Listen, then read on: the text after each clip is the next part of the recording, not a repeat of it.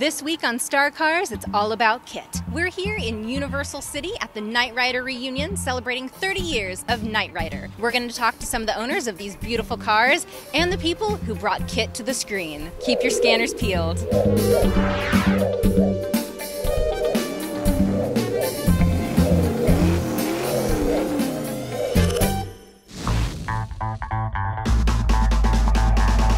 Everyone loves Knight Rider. Who doesn't love the Hoff? It's the greatest thing on earth. Every man in America wanted to have a car like that. Black, tan, T-tops, no matter what the price was on it, I had to have it. My big brother and me used to watch Knight Rider. I saw in '82 and I had to have it. When I was younger, I promised myself that one day I'm gonna have the car. When I saw it in person, I fell in love with it and I had to have it.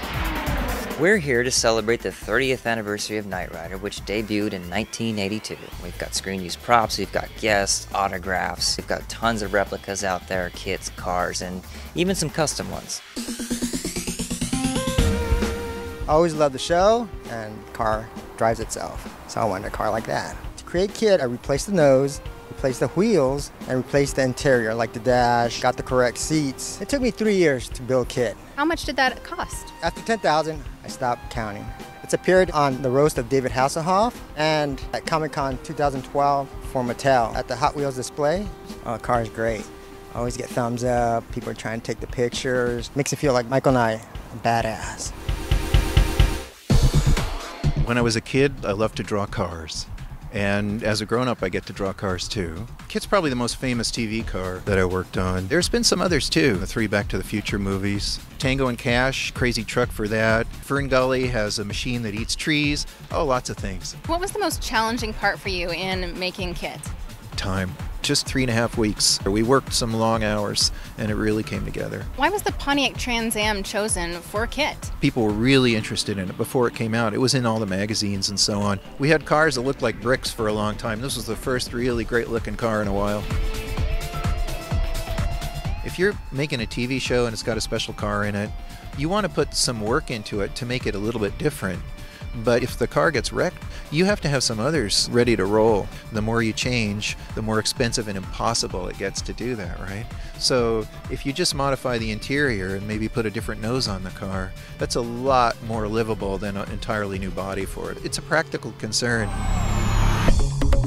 There's a lot of thinking that went into it. I was trying to shield the LEDs from bright sunlight because at the time, these lights were really dim and they wouldn't show up on film. The idea was it was an organization of information where the most important stuff would be in front of your eyes. With such a unique steering wheel, where did that concept come from? I always thought those steering yokes on planes looked kind of neat. So I thought if you took the lines of the dash, brought them down and across and down and spread them out across this yoke, kind of makes it all of one piece. Not the most practical thing on the street, but it feels great. It's like some kind of a dream that people remember the show and they care about it and they'll build these cars. And that's the biggest compliment a design could ever have.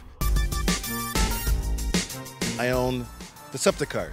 Car is the evil twin of KITT, which was made first, by the way. Car, which is a Knight automated roving robot, has a yellow scanner, which in the original series was voiced by Peter Cullen, the voice of Optimus Prime in Transformers. I basically wanted to create something like Car, but with my own additions to it. A Lambo door feature, doors open up vertically. Also add a 42-inch screen TV in the back of the trunk. I can watch all the episodes all day long if I want. We also add wide rims and wide tires. Did some customization on the dash. Over a span of 3 years, it took me to put the car together. On the TV show, unfortunately, KITT won. In my eyes, Car always is the winner. This is the KITT from the new TV series. Can you tell us a little bit about the 2008 Knight Rider show? It ran for only one season from 2008-2009. Featured a Mustang instead of a Trans Am because there were no Trans Ams anymore. And in the new series, KITT was voiced by Val Kilmer. Tell us a little bit about this car. It's screen used, right? Yes, it was used for all the interior filming of the new show. They call it the gimbal car because it was attached to what they also called a rotisserie that would spin it around. So it never saw the road. It's like brand new when I got it. The donor car is just a standard V6 Mustang. It's all dolled up with all the real Shelby Mustang parts to make it look like a GT500 KR, but it's really just the base V6. It's still a lot of fun to drive. After the classic series, a lot of spin-offs. What do you think about those? Well, quite frankly, I thought they were horrible. They dehumanized the car. In our series, KITT was actually a character and a buddy to Michael Knight. The subsequent shows The car was just a car. It was a transformer car that did silly things, and I don't think the effects were as effective as the ones we did the old-fashioned hard way. I think if they had given it time like they did the original show, I think the second season would have been better. Towards the end of the season, it was definitely getting better. If you were given the Mustang, what would you do to make it awesome? I would take that Mustang, drive it to the nearest dealer, and trade it in for a Trans Am. I think Knight Rider was such a hit because it had a perfect cast, it had a great car. Having the car lets people see it and relive their childhood. The whole idea of the show, one man can make a difference, that just struck a chord in me. Now that I have my children, we can sit down together and enjoy a family time. This is something that we don't have nowadays in most TV shows. People, before recorded history, they tell each other stories around the fire.